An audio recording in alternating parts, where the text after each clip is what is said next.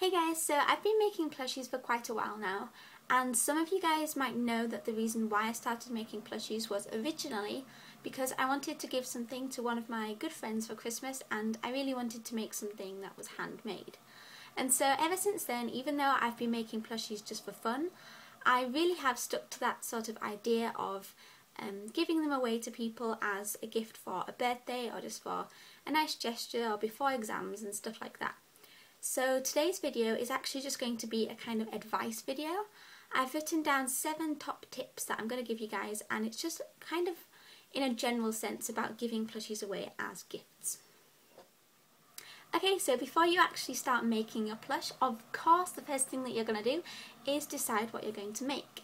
And for me this is probably the most exciting part about giving somebody a plush as a present, because it means that you can really personalise it to suit them.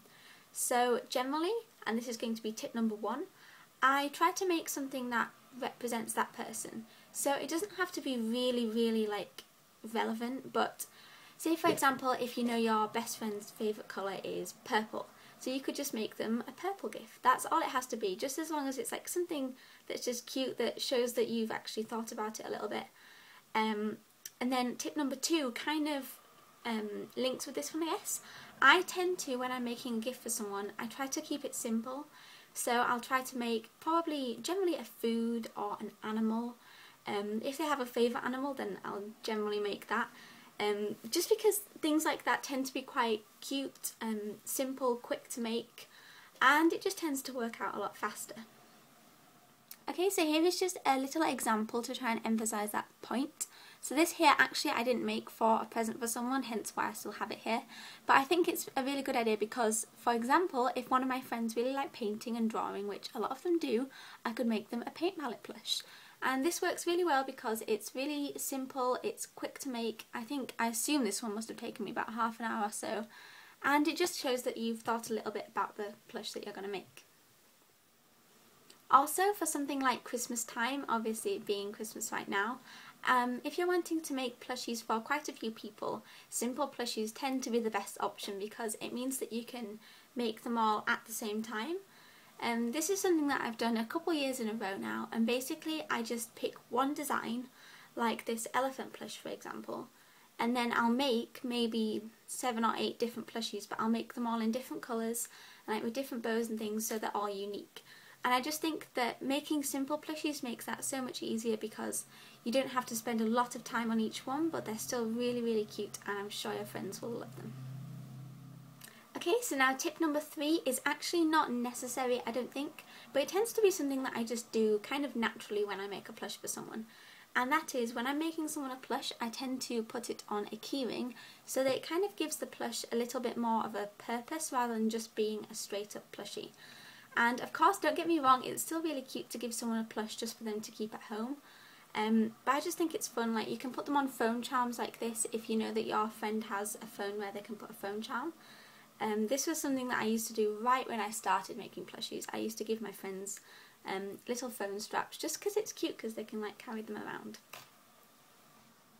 Now once you've decided what you're going to make, of course the next step is going to be making your plush.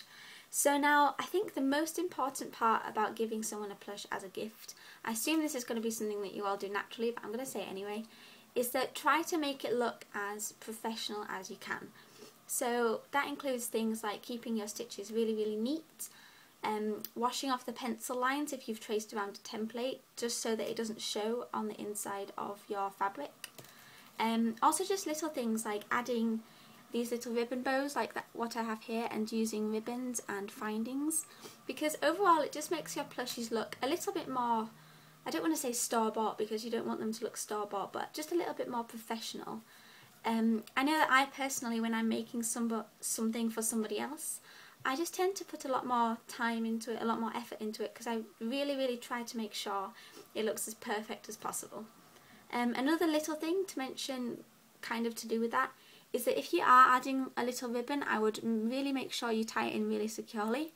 I'm sure most of you guys do this anyway, but a lot of times when I'm making videos and I'm just making the ribbon just to look at, I don't really sew it in that secure, but when I'm giving it to someone else, I really make sure I go over it a lot of times so that it's not going to fall out.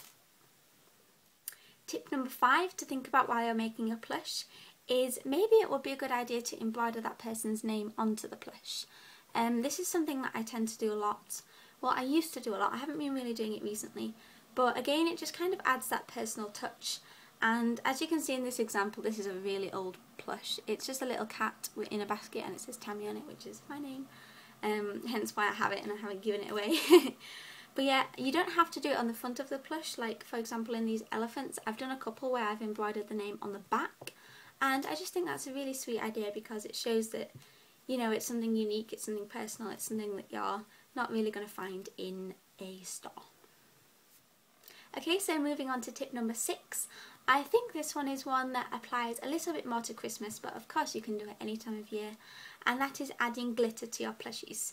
So now you can do this in a couple ways. You can use glittery felt, which you can buy in craft stores. It tends to be in kind of limited colours, black, white, red, and it just has plain glitter on it or little stars and things. But what I like to do is I buy this glitter spray. This one here is actually just from Claire's. It's supposed to go on your body if you're going to like a party or something. But you can also buy them in craft stores for like paper crafts and things like that. And what I do is I just make the plush like completely done, and then you spray this on it, and I'm just going to do that right now so I can show you guys how it looks.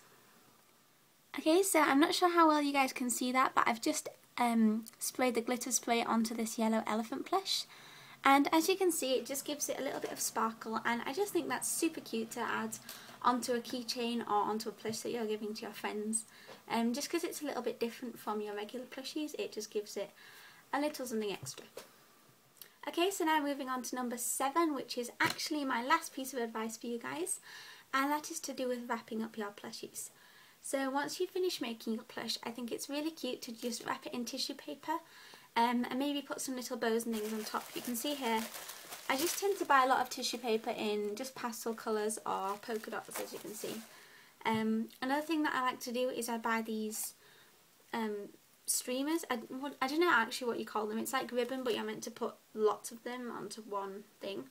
I should actually have looked up what that's called before I make this video, but oh well. Basically you buy them in a big bunch of this stuff and you put it on a present, but I normally like take out the staple and then you get these little curly things. Another little thing is these tiny little bows. I get mine from WH Smith's. I don't know where you can buy them in America, but basically any... I love how I just assume you're all living in America. I know you don't, I'm sorry. But yeah, I just like these little bows because the big bows tend to look very big and like too much on a tiny little plush, so I use the little ones. And finally, I tend to use deco tape instead of sellotape just because it makes it look a little bit more cute. So I'm just going to wrap up one of these little elephants right now to show you guys how I do it. Obviously you can do it differently, I just wanted to give you a little example. Here is my little elephant plush all wrapped up and ready to be given away. I just think it's super cute if you can just wrap them up, and it just makes it a little bit more special, a little bit more cute, and especially if you're giving other gifts along with your plushie as a gift, then you can put them all together and it's just really, really sweet. So yes, I really hope this video was helpful to some of you guys. I do get a lot of PMs and things with people asking me, oh, what do you think I should make for my sister or my best friend or my boyfriend or whatever, so I really, really hope that I could help you guys in any way, and yes, thank you so much for watching. Bye guys!